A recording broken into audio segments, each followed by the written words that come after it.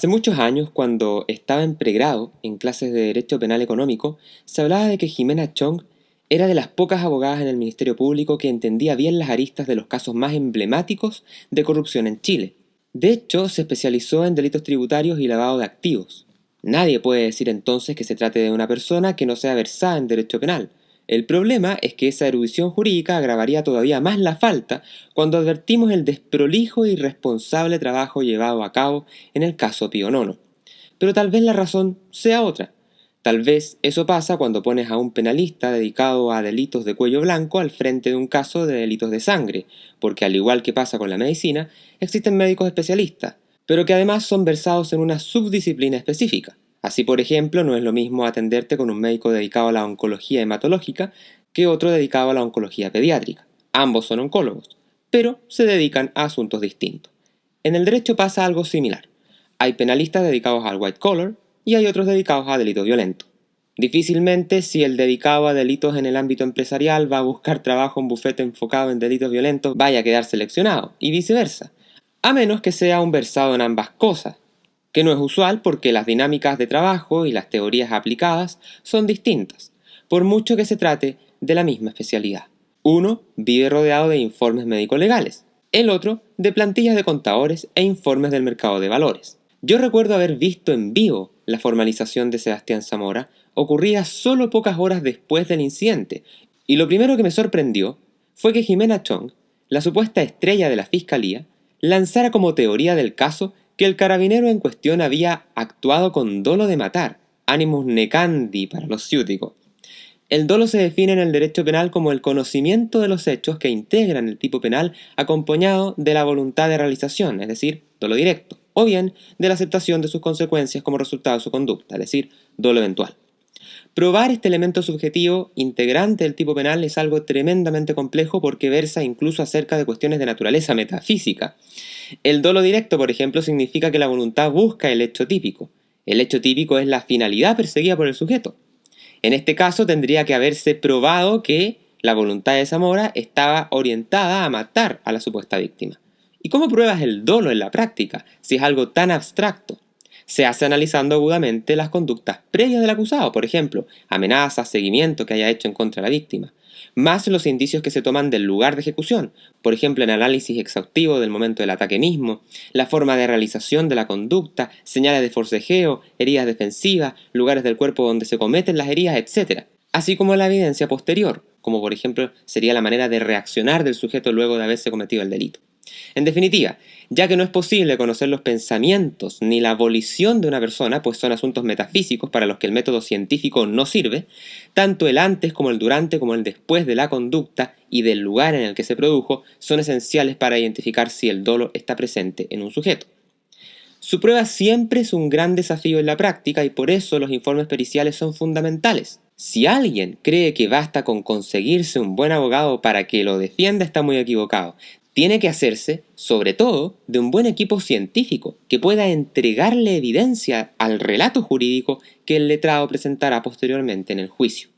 Todo esto implica plata, muchísima plata, así que no es baladí que la fiscalía acuse a alguien porque eso para el acusado significa un gasto monetario tremendo. El caso de Marras se trató de un acusado por homicidio frustrado. En los delitos frustrados se exterioriza todo el dolo a pesar de que no se concrete el resultado. En este caso, la muerte, por lo que era muy importante ser capaz de probar el tema del dolo en el juicio. Y sin embargo, por increíble que parezca, los problemas del caso no versaron en el dolo, como teóricamente uno pudiera pensar en este punto del procedimiento, que es llegar en el fondo a juicio oral, sino que en algo más básico todavía. La conducta físicamente desplegada nunca quedó bien clara de qué se trataba. Te invitamos a que te unas como miembro de nuestro canal de YouTube y así obtener las siguientes ventajas exclusivas. 1. Acceso a todas las clases del curso Astronomía en J.R.R. Tolkien. 2. Acceso a PFW Premium en nuestra página web, en donde encontrarán clases magistrales, análisis de libros y todos los apéndices de nuestros cursos virtuales. Se trata de nuestra biblioteca digital secreta, un espacio creado para nuestros usuarios de cursos virtuales en Udemy, que ahora se extiende como beneficio a los miembros del canal. También obtendrás acceso anticipado a las columnas de opinión, capítulos de Books and Films y de Reivindicando la Historia. Los esperamos. PFW nos une la ciencia, nos apasiona el conocimiento. En Derecho Penal, Física y Neurociencias descubrirás uno de los más grandes misterios de la filosofía y la justicia en la historia humana. ¿Tenemos libertad para decidir? Si la ciencia logra demostrar que el libre albedrío es una ilusión, ¿qué sentido tiene sancionar a los que delinquen? Descubre y profundiza en estas y otras tantas preguntas fascinantes en este libro del proyecto PFW.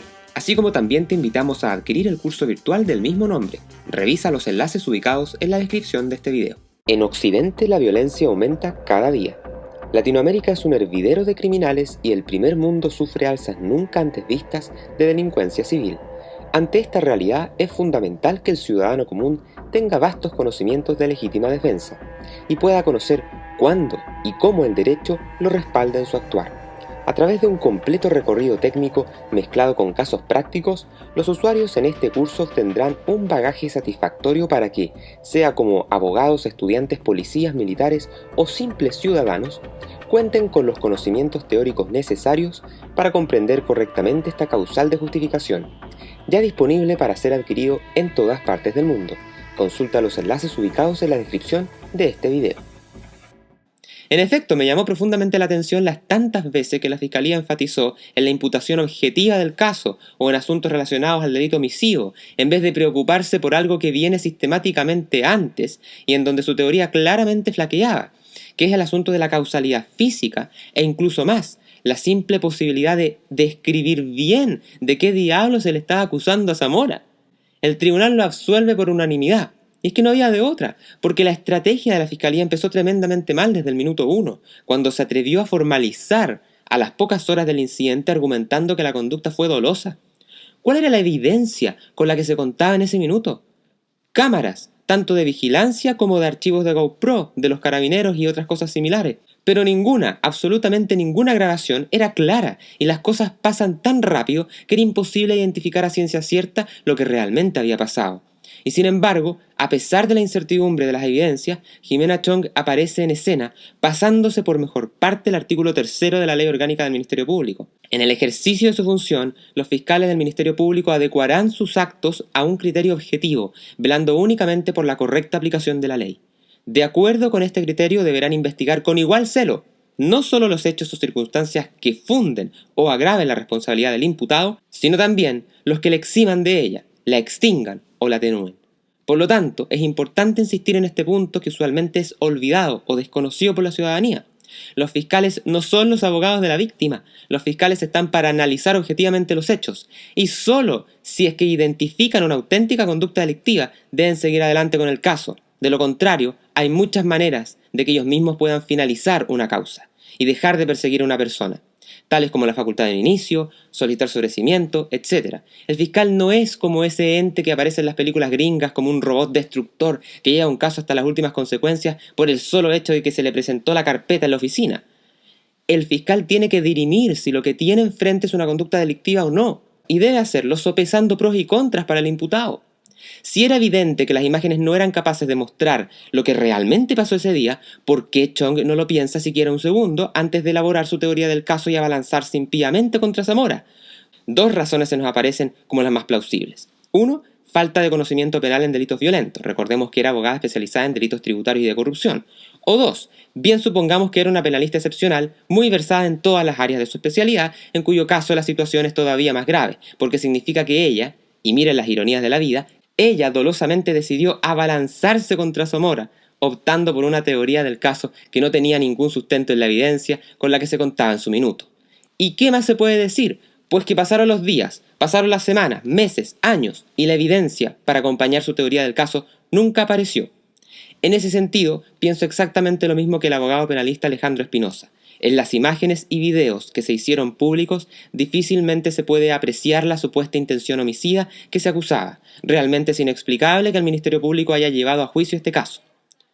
¿Qué puede llevar entonces a una persona a perseguir a otra desde su senda esfera de poder de manera insistente, sistemática y completamente irracional? Saque usted sus propias conclusiones. Lo cierto es que la Fiscalía perdió con ganas. No solo le fue imposible probar el dolo, sino que se enredó incluso en la redacción de los propios hechos y tuvo un pésimo manejo de la evidencia pericial.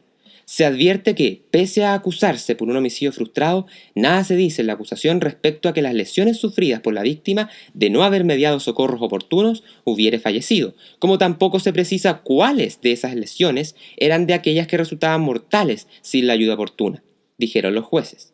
En definitiva, está por verse cuál será la siguiente movida en el tablero por parte de la Fiscalía, si hará uso de las piezas que le quedan en el tablero, que no son muchas, pero que nos van a permitir seguir aclarando las verdaderas razones detrás de tanta terquedad, ceguera e ideología pseudojurídica.